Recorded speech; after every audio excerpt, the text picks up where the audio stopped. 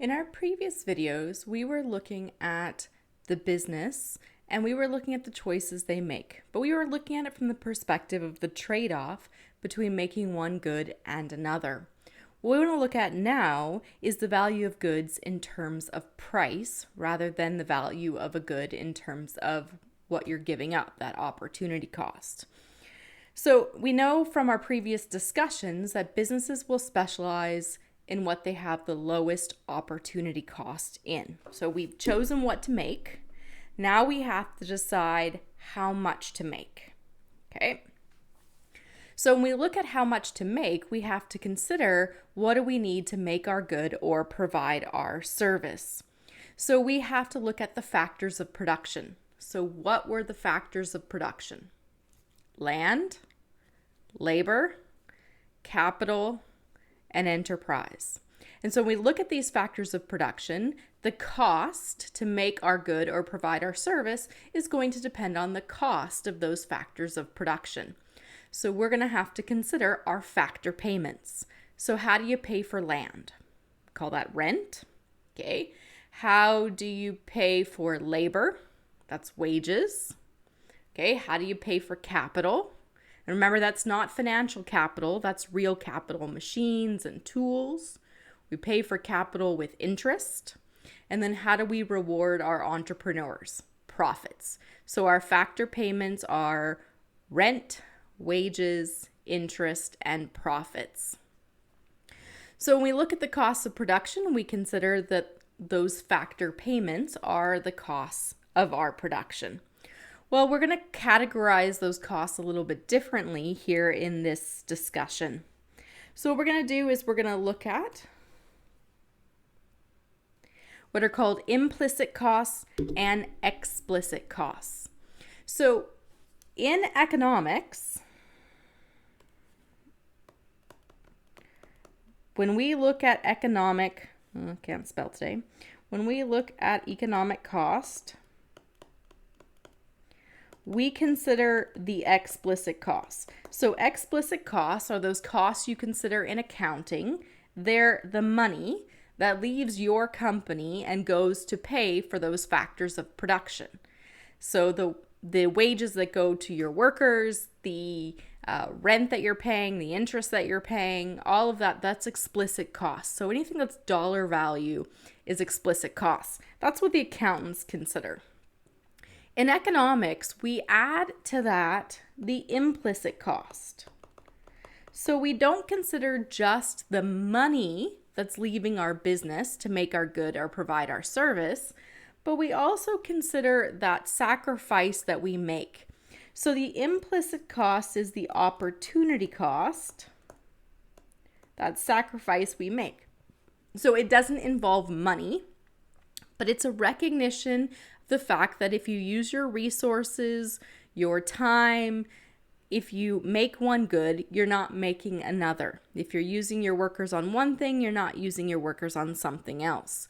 So when we talk about economic cost, the total cost to the business, we in economics include both the explicit and the implicit, whereas the accountants just include that explicit or the costs that include money, dollars. Okay, now why does economists consider both the explicit and implicit when they look at the costs of production? Well, let's assume that you are trying to decide if you are going to run a oil change business or a Subway sandwich business. Okay, and let's assume for the purposes of this illustration that the accounting costs or the explicit costs, when we add up the salary of our workers, when we add up the raw materials, let's assume that those costs are the same.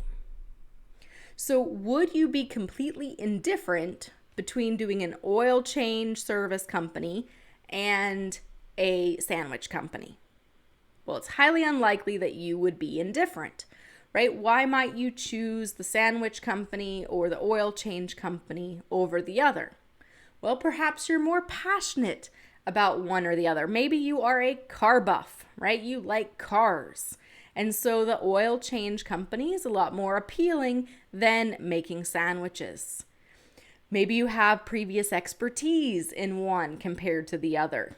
Okay, one is more interesting to you. In which case, what we're considering here is the opportunity cost or the sacrifice.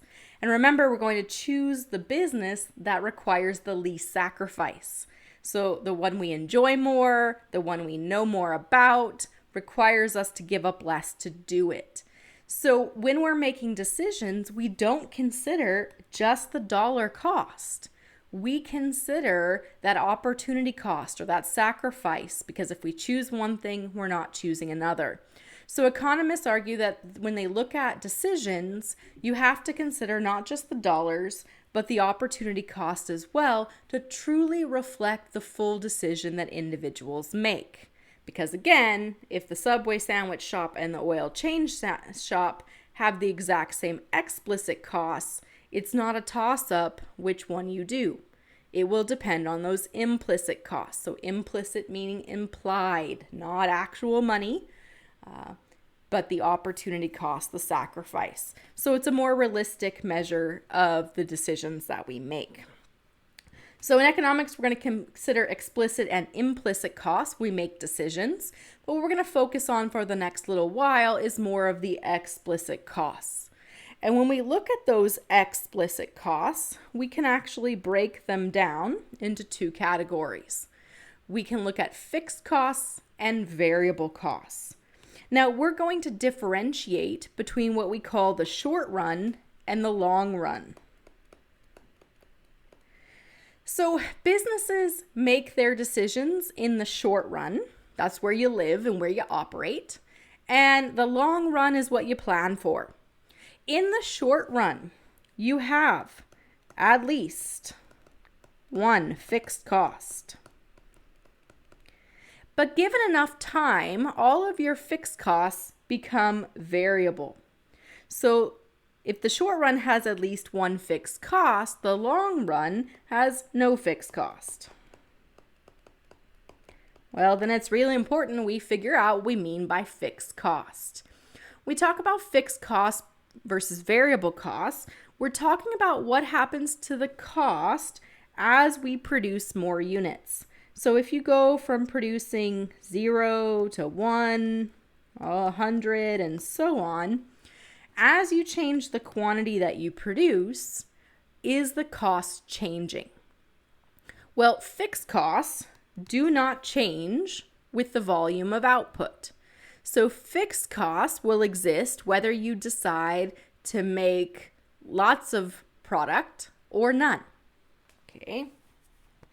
So examples of fixed costs. Well, anything you have a contract for, okay, then you have to continue paying regardless of whether or not you decide to open your business today. So let's assume that you decide to open that sandwich shop. If today you decide, you know what, I am just not in the mood to make sandwiches, I'm going to close my doors and make 0 sandwiches today. Your fixed costs are the costs you'd still have to pay.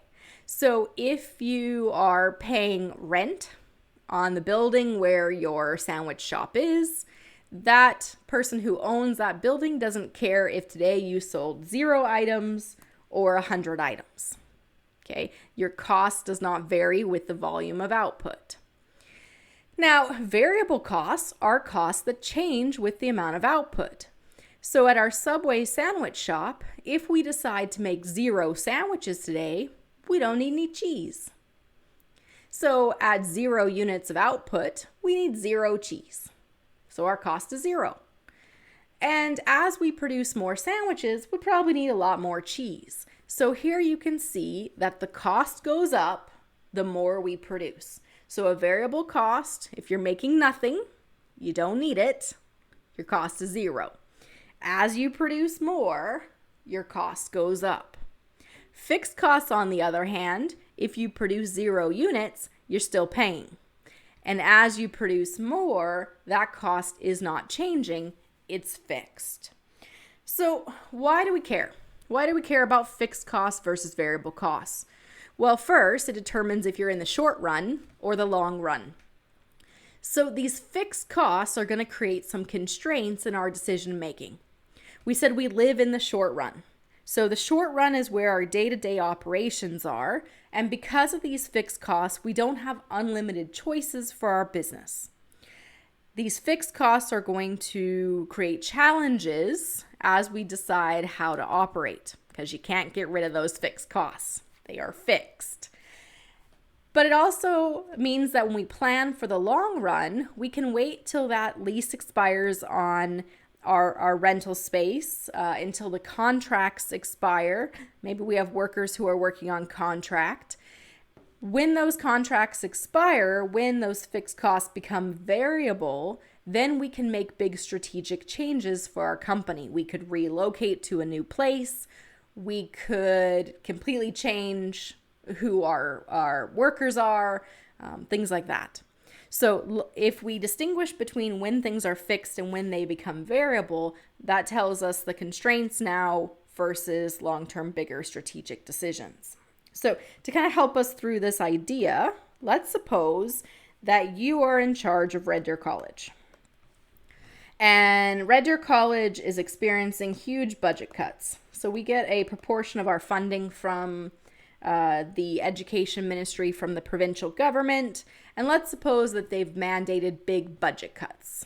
Okay, so you're getting less revenue in. You need to figure out what expenses to cut. So if you were in charge of Red Deer College, how would you save money? What would you cut?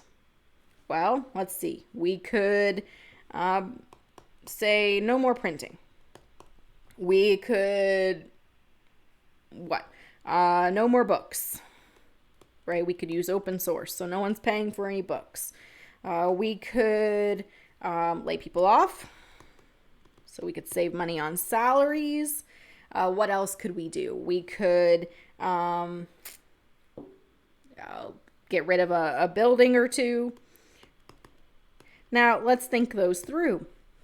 Printing, having people not print, that's probably a easy one to kind of mandate. We could just make the paper and the printers not available. So if we think about printing, what do we know about printing? Is it a fixed or variable cost?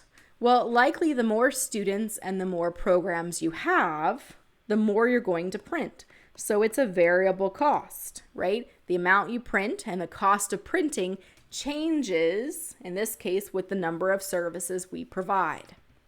Expenses on things like books. Well, books are going to be tied to the number of students and the number of programs. So both of these are going to be variable costs. Now, let's say we wanted to do budget cuts by laying off staff, by cutting salaries. Well, when we start to have unions, collective agreements, these contracts often stipulate things like if there's layoffs, how much severance is there going to be, how much notice does there have to be. And so these salaries, when they're tied to contracts, are fixed. And so it's much harder then to increase the number of workers as you produce more and then decrease the number of workers as you produce less. You're kind of tied to a certain number of people, whether you have more classes, less classes, more programs, less programs. So when it comes to budget cuts, it's really easy to cut those variable costs, but the fixed costs become a lot harder, right? So when we look at a building, Red Deer College has the Wellico-clad Theater downtown. The Donald School of Business was located up until this year downtown as well in the Millennium Center. These are buildings. Well, the Donald School of Business building has a 10-year lease. Again, a contract. So if we want to get out of that lease, you have to buy them out. And now we're talking about, a large sum of money. So we're stuck in that contract. Well, then if you need to suddenly cut the budget, it's very difficult to reduce your costs by getting rid of the building because you're locked into that contract. So as we look at how to deal with budget cuts, when businesses are trying to cut their costs, the first place you look is the variable expenses. Okay. It's much harder in the short term to change the fixed expenses. Now, given enough time, the leases end on the building, we have contracts on salaries, so we might have an instructor who's contracted to work for 1 semester or for 1 year. Well, when those contracts expire, we can just not hire them back, hire less people. And so those fixed costs become variable. So we want to be able to identify what is fixed and what is variable so we can make decisions for our company. We also want to look at the fixed and variable costs because they are going to impact at what quantity we are most efficient, and they're going to impact the price at which we are able to be profitable. So we're going to be looking at fixed and variable costs, and we're going to be graphing these and calculating these for a scenario so we can look at how does a business decide how much they are willing and able to sell.